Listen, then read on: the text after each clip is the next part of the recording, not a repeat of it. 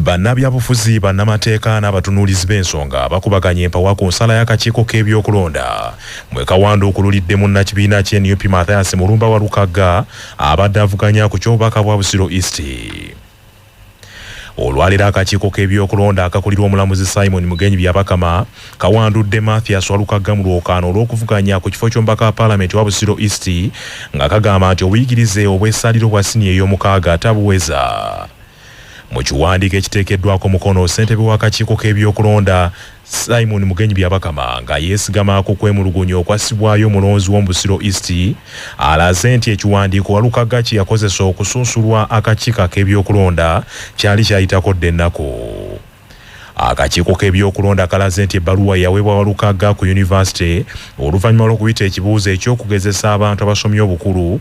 Ebbaluwa eyo teyenkanankana na siniya ya mukaaga ate nga nayo yaggwako nga wa Lukagga tannamaliriza digiri emukakasa nti yasoma. Amyuka omwogezi w'akakiiko k'ebyokulonda Paul Bukenya agambye nti ensala y'akakiiko yeesigamiziddwa ku mateeka.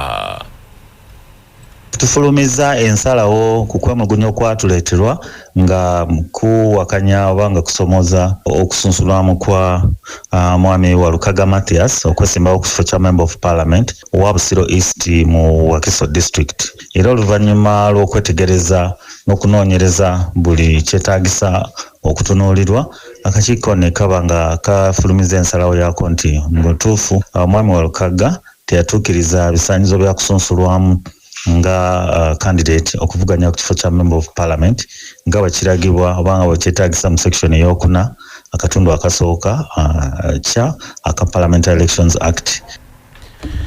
Mu mbeera eno yaliko pulezidenti w'ekibiina ekitaba n'amateeka ekya Uganda Law Society Fiona Wall Nabasa agambye nti bwe kiba kituufu nga ebiwandiiko bya Lukagga byayitako ennaku akakiiko k'ebyokulonda tekalina nsobi gye kaakoze. 12 June 2025 eri suppose kubeera expiry date tikyegamba kiri nti weagenda okupresentingira documents ezo zaali ze expirinze. He might have to find other means, but right now I think how it looks is because of this expiry it means that he did not have kitegeeza nti abadde talina ebiwandiiko ebiraga nti alina equivalent y'emisomo gya A-level nga Government of Uganda requirements bwezaagala.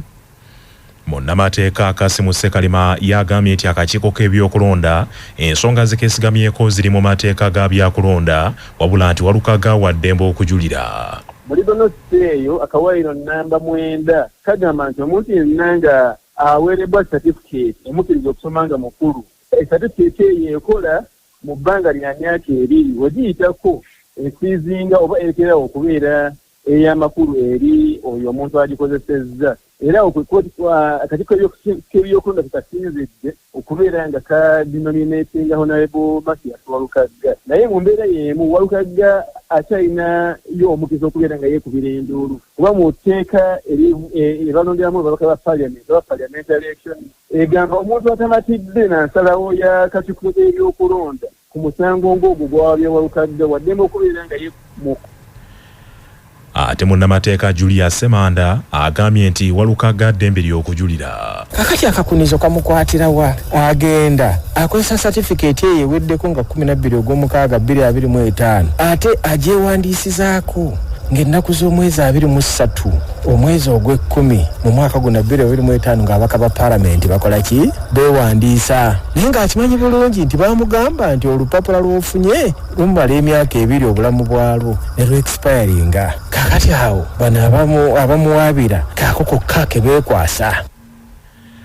Omwogezi w'ekitongole ekivunaanyizibwa ku matendekero aga waggulu National Council for Higher Education Saulo Waigolo agambye nti ekiwandiiko kyabwe ekiwa emyaka 2 omuntu okwegatta ku ttendekero lyonna era bwe kiggwako tekisaana kukozesebwa mu kifo ekitali kya byanjigiriza. Makiwa age certificate omuntu aba agitulidde mu university zaffe 5 ezigigaba ziri 5: Makerere, Bugema, Islamic University IUIU, Gulu University ne Mbara University of Science and Technology. Omuntu bw'agendayo n'agituula n'agiyita ne percentage ekkirizibwa. Makiwa age mu myaka 2 omuntu aba alina okuba nga agikozesezza nti yemuyambako okwegatta ku ttendekero byonna lyabasobola okukola ki okwegatta kokola oba diploma oba okola diguli naye singa emyaka ebiri giggwako ng'omuntu takozeseza makiwa age kwegatta ku ttendekero ate aba agiddamu eyo eba ekoze eki eba eweddeko nti makiwa age eno emyaka ebiri we giggwako ky'oba olina okulaga ebeera qualification gy'oba wafuna nga weeyambisa makiwa age. Wabula ekibiina kye NUP kitegeezezza nti kigenda kuddukira mu kkooti okuwakanya ensala y'akakiiko ak'ebyokulonda era ssaabawandiisi w'ekibiina kye NUP David Lewis Rubongoya akukulumidde akakiiko k'ebyokulonda olw'okusazaamu abantu baabwe mu ngeri eraga ekkobaane. Kyova nabagambye nti ensonga approach yaffe eri mu mateeka naye kubanga bano bazanya byanfuzi naffe tubimanyi bulungi nnyo nti ensonga waliwo abakinye mabega booli abalowooza nti engeri gye batasobola kuyita ku lugi basobola okuyita mu kamoodo naffe tuli babuufu tulaba ebigenda mu maaso birengera bulungi naye for now ekibiina kisazeewo kigenda kujulira kwampiiringa ku nsonga zino. Ye Mathias Walukagadduka ekibabu gwe bajje mu lwokaano ategeezza bannamawulire nti oluvannyuma lw'ekibiina kye okulangirira nti kigenda kuddukira mu kkooti mukakafu nti akadde konna yandifuna obwenkanya. Tugenda mu High Court ebeere nga yegenda okutaputa ekintu kino ate era abajulizi ezo universities zensomeddemu siza kwewaayiriza era abawagizi bange mwenna mbagumya aba Busiro East akalulu kaffe gye kali mu 10 kasigale nga gye kali National Unity Platform tesobola kusunsula muntu atalina biwandiiko nange kennyini ku level yange sisobola kujjaga nti nesimbawo nga manyi biwandiiko tebikola kikyemba nnoonya nengamba nti ntadde town council ngenda mu parliament gye mmanyi ekyetaagisa okugendayo era nga mbirina ate yo electoral commission yakoze muzannyo gwayo n'abo benvuganya nabo era mmanyi nti nno tugenda kufuna justice mu High Court.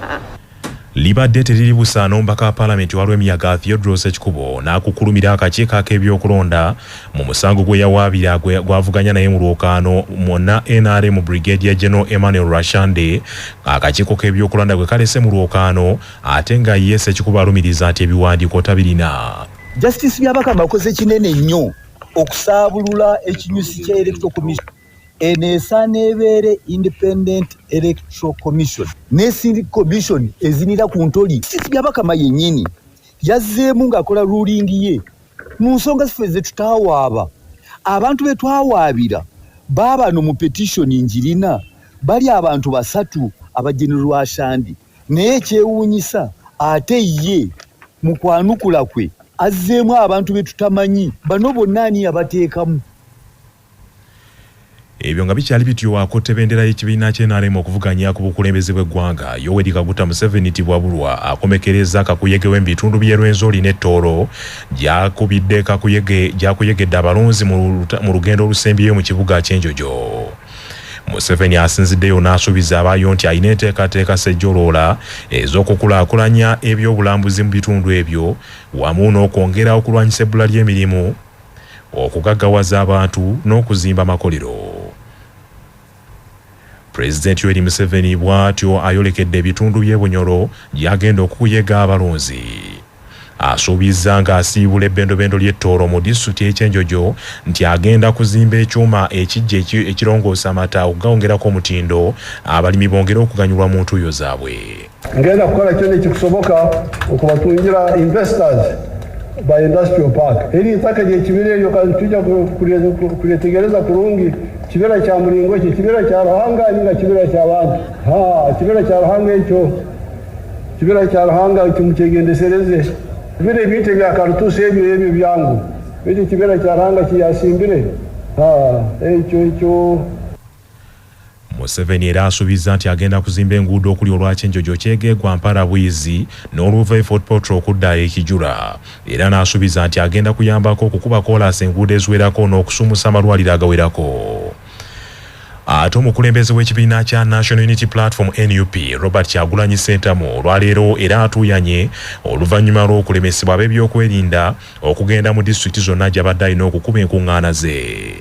Olwaleero Kyagulanyi abadde alina okubeera mu disitulikiti y'e Kabalole mu kibuga Fort Portal ne Bunyangabo wabula atatuuseeyo olw'okulemesebwa ab'ebyokwerinda abamusuulidde emisanvu mu lugendo lwe.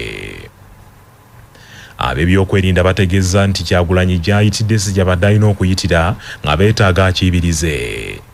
Kyagulanyi enkuŋŋaana azabadde alina okukuba azisazizzaamu n'asalawo atuule mu mmotoka ye okutuusa obudde buwungeeredde ng'oluguudo lwabadde asazeewo okukozesa luzibiddwa. Nabudde Kampala ku ssaawa 9 ez'ekiro n'embuga emmotoka twatuuse ekyenjejo nga bagaddewo ekkubo nti Museveni agenda campaigning mu disitulikiti eyo sinakozesa makubo nabadde embuzayo dakiika 3 okutuuka wengenda okukolera campaign ne batusalako oluguudo ne balugala ne batubugisa essaawa 3 naye mu bitundu ebyo byonna nga bagadde amakubo sina campaigninga olunaku lwaleero lwonna eri awo nyina campaigninga Fort Portal City abantu bajjudde gye bali batulinze naye poliisi ezze esalako amakubo. Ate munnakibiina kya National Peasants Party Robert Kasipante olwaleero alumazeeko ng'asisinkana abantu abagenda okumukuumira akalulu ng'agamba nti akitegeddeko nti obuwanguzi bwe bwandibbibwa banne 7 abali mu lwokaano. Olw'okuba nti mbadde nina okumitinga abakulembeze ku mitendera egy'enjawulo naddala bamobilizer bange ne ba commanders abagenda okutuyambako mu kukuuma akalulu wamu n'abo abakulira butuli mu kukola kituyita campaign ey'abantu 10,000 buli parish. Kati mbadde mitinga abakulembeze okuva muri regions ez'enjawulo era kyensuubira nti bye twogedde ne bye tukoze bijja kutambula bulungi ne bambuulira ne challenges ze basanga.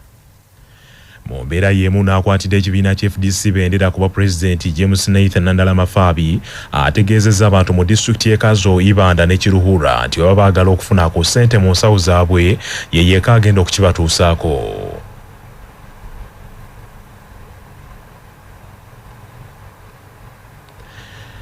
Minisita wa Ssemateeka n'Obwenkanya Norbert Mao avumiridde n'esse kuvumirira effujjo n'ebikolobero ebyatuusibwa ku bawagizi b'ekibiina kya NUP mu kakuyege okunoonya akalulu mu disitulikiti y'eggulu nnaku ntono eziyise. Minisita Norbert Mao alumirizza nti akakiiko ak'ebyokulonda ke kalemeddwa okulondoola abantu be kaasindika okukuyega abalonzi n'okutebenkeza ebitundu gye bagenda okukuyega abalonzi. Mu mbeera y'emu Minisita Norbert Mao avumiridde poliisi ya Uganda n'eggye lya UPDF olw'okweyisanga abatali bantu ne beenyigira mu bikolwa eby'obusambattuko ebyaviirako n'abantu okulumizibwa n'abandi okutonnya omusaayi era n'ategeeza nti byonna ebyabadde mu kibuga Gulu byayongedde okulaga obwononefu bw'ebitongole by'ebyokwerinda.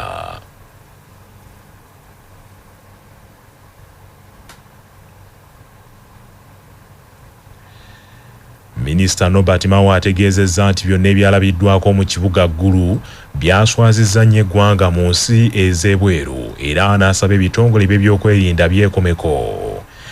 Bino Norbert Mao abyogeredde ku mukolo ogw'okutongoza alipoota ekwata ku nkola y'emirimu egy'essiga eddamuzi mu kibuga Kampala. N'avumirira nnyo poliisi n'ekitongole ekya Ssaabawabi wa gavumenti nti nabyo biremereddwa okukwata mu ngeri y'obuvunaanyizibwa emisango egikwata ku bantu ba bulijjo ne biviirako abantu bangi okuvundira mu makomera n'abandi okuggwera mu kkooti z'ekinnamagye.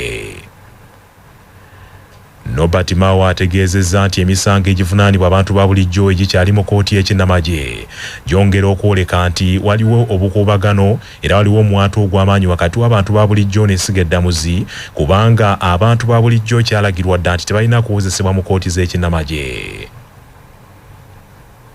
Kaakano katukutuuseko Minisita Norbert Mao ku byabadde Eggulu.